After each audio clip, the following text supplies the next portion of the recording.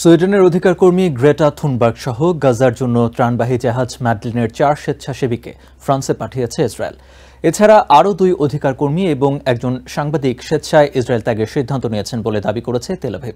তবে অন্য 8 জন ফেরত যেতে অস্বীকৃতি জানানোয় তারা বর্তমানে আটক রয়েছেন। এদিকে গাজায় ত্রাণ সরবরাহকারী জাহাজ আটকের ঘটনাকে লজ্জাজনক হিসেবে আখ্যায়িত করেছেন ফ্রান্সের প্রেসিডেন্ট ইমানুয়েল ম্যাক্রো। একই সাথে আটক 6 ফ্রান্সের নাগরিকের সঙ্গেও যোগাযোগ রাখা হচ্ছে বলে জানান তিনি। গাজায় ত্রাণ সরবরাহকারী ফ্রিডম ফ্লোটিলা কোয়ালিশনের ম্যাডলিন জাহাজের দিকে এখন নজর পুরো বিশ্বের। সোমবার আন্তর্জাতিক জলসীমা থেকে জাহাজটি জব্দ করে ইসরায়েলি বাহিনী। সুইডেনের অধিকার কর্মী গ্রেটা থুনবার্গ সহ 12 জন কর্মীর জীবন নিয়েও অনিশ্চয়তার সৃষ্টি হয়।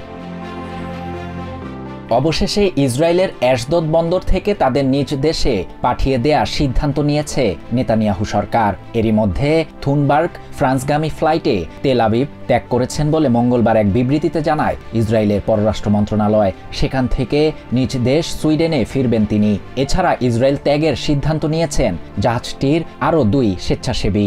তবে অন্য 8 জন ফেরত যেতে অস্বীকৃতি জানানোয় তারা বর্তমানে আটক আছেন এবং তাদের বিষয়ে ইসরায়েলের আদালতের শুনানি হবে।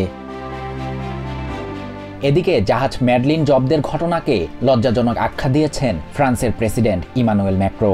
একই সাথে আটক 6 ফ্রান্সের নাগরিকের সাথে যোগাযোগ রাখা হচ্ছে বলে জানান তিনি।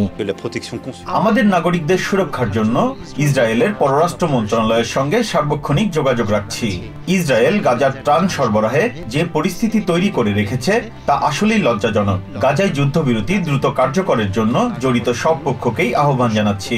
এদিকে ম্যাডলিন জাহাজ জব্দের প্রতিবাদে প্যারিসের রাজপথে নেমেছে হাজারো মানুষ। প্লেকার্ড ও প্যালেস্টাইনের পতাকা হাতে ইসরায়েলের বিরুদ্ধে নানা প্রতিবাদী স্লোগান দিয়েছে বিক্ষোভকারীরা। গাজায় সব ধরনের অবরোধ প্রত্যাহার ও যুদ্ধবিরতি কার্যকরের দাবি জানায় তারা। এমন পরিস্থিতিতে গাজায় ত্রাণ সরবরাহের নামে হত্যার পাশাপাশি উপত্যকায় হামলা অব্যাহত রেখেছে দখলদার বাহিনী। শাহরিয়ার শাফাত, TVN 24 news desk. New York থেকে সম্প্রচারিত TVN 24 টেলিভিশন বিশ্বজুড়ে বাঙালির কণ্ঠস্বর।